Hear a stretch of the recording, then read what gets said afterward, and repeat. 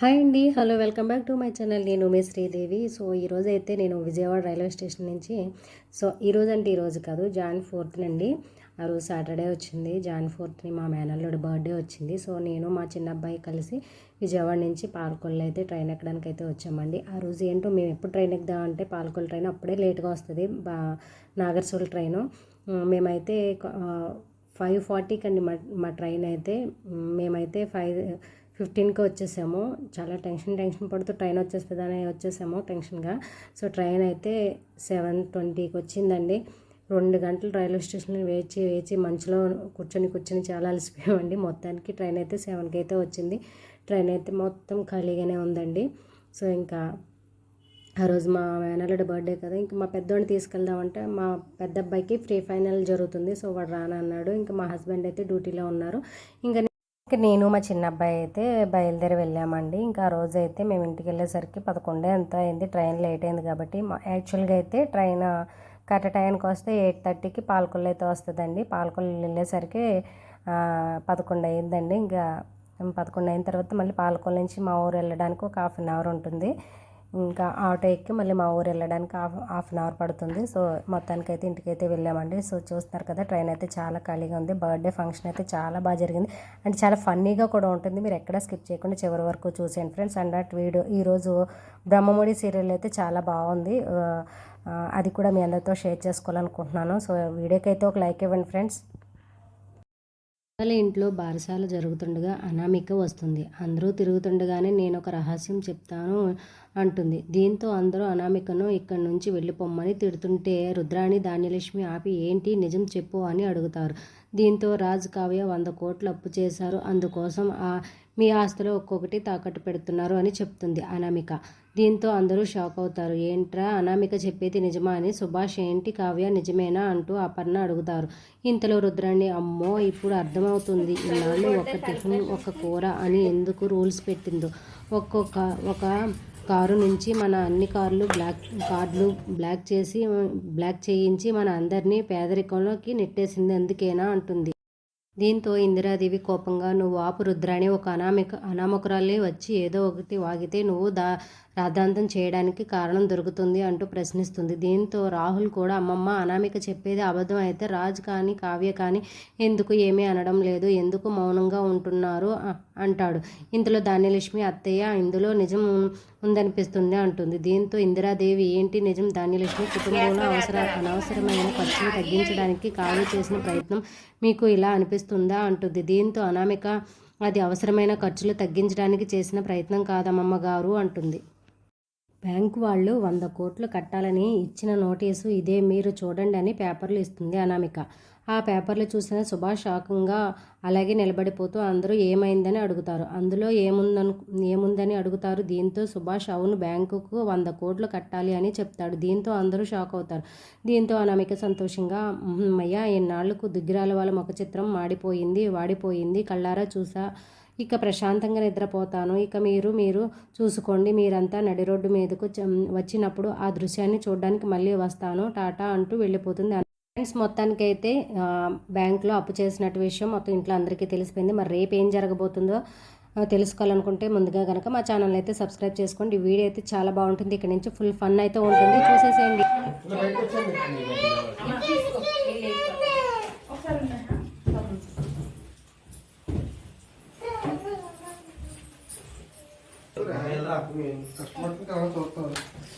Hi friends,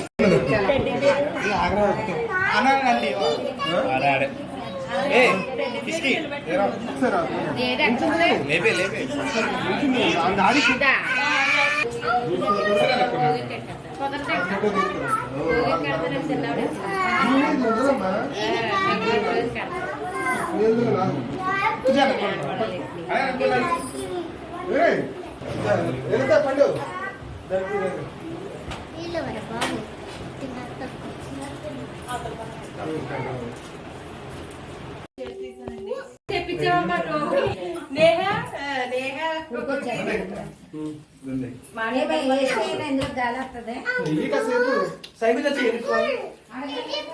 madam మీరేవరు?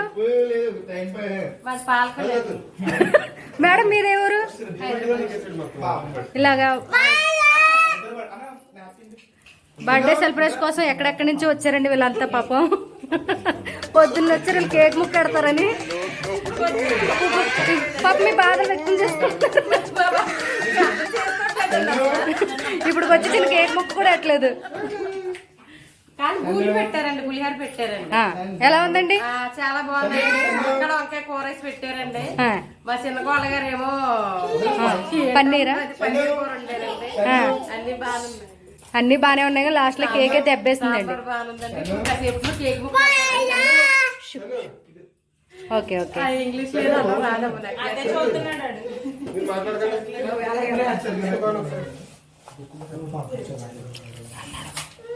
మీరు ఎక్కడి నుంచి వచ్చారండి? అరుణాచల్ ప్రదేశ్. ఎందుకండి? కేక్ కోసం వచ్చామండి. ఇస్తారు ఇస్తారు. మీరు ఎక్కడి నుంచి వచ్చారు మేడం? మీది లోకల్ అండి?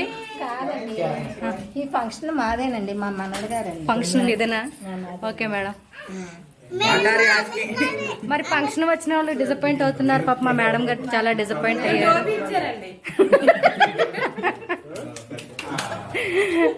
టోపీ ఇచ్చారు కానీ కేక్ ఇవ్వలేదు అంటున్నారు. మరి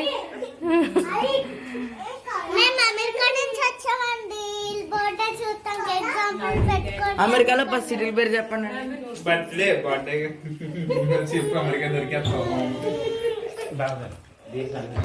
ఎక్కడెక్కడి నుంచి వచ్చారు? ఇంకా కేక్ కటింగ్ కావాలంటే మేమైతే చాలా డిసప్పాయింట్ అవుతుంది. ఆ ఆంటీ గారు అయితే మా ఆంటీ గారు కేక్ ముక్క కోసం క్యాప్ కూడా పెట్టుకున్నారండి. సో చూస్తున్నారు కదా ఫ్రెండ్స్.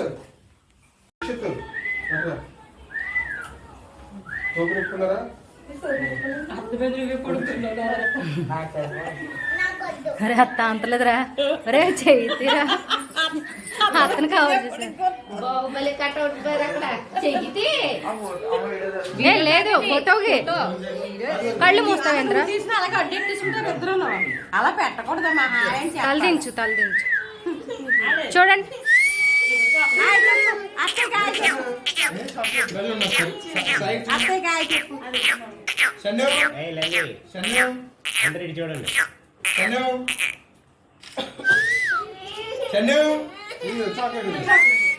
నేను ఎక్కడ లేను.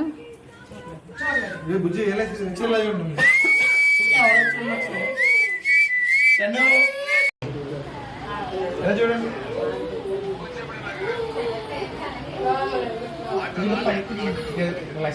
హ్యాండ్ సరిగ్గా కొంచెం చెప్పండి. కొంచెం పెట్టి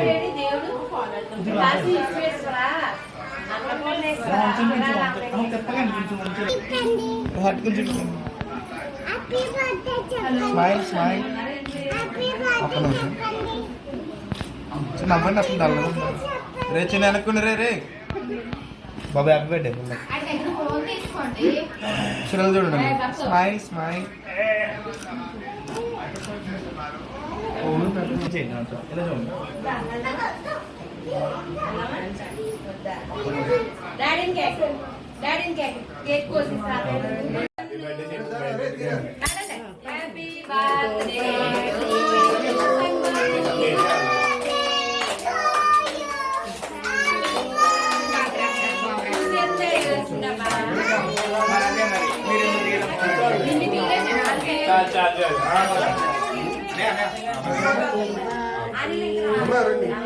తినిపించు.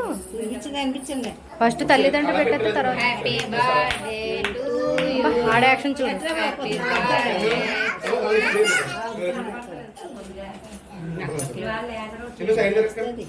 నువ్వు కూడా పెట్టు.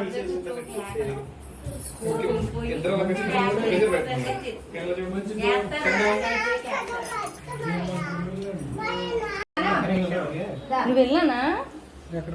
కేక్ పెట్టాలంటే కేక్ పెట్ట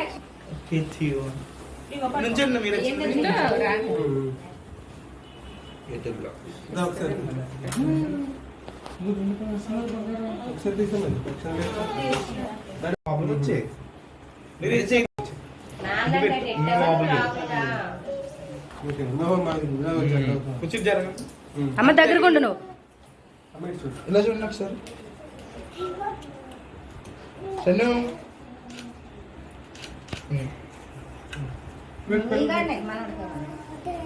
మనోడికి ఇచ్చేయండి. కొట్టాడు ఛాన్స్ ఫోటో పట్టరా బాబా మేడం ముద్ర పెట్టండి. ఇలా చూడండి ఇలా చూడండి ఇలా అలా పట్టుకో. అత్తయ్య గారు ఆంటీ, ఇలా పొద్దున్న చూడండి. పెద్ద మావ చెన్నై. ఇటు చూస్తున్నాడని ఏడుపు. చెన్నై ఇదిగో. చెన్నై మీరు చూడండి మీరు చూడండి మీరందరూ చూడండి అని నువ్వు కూడా మీరందరూ వాళ్ళందరి కళ్ళు కట్ట మీద ఉన్నాయి. మీరందరూ చూడండి ఇలా చూడండి అన్నయ్య చూడు ఇలా చూడండి అలా నువ్వు ఇదిగో రే ఇలా చూడండి.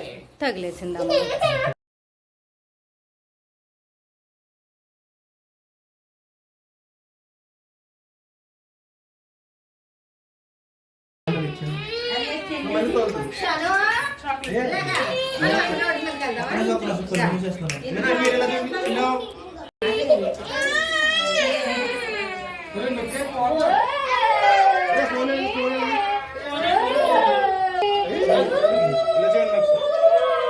చూడండి అందరూ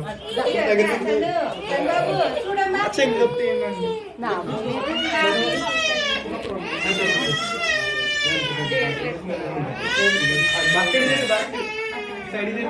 నువ్వు అమ్మే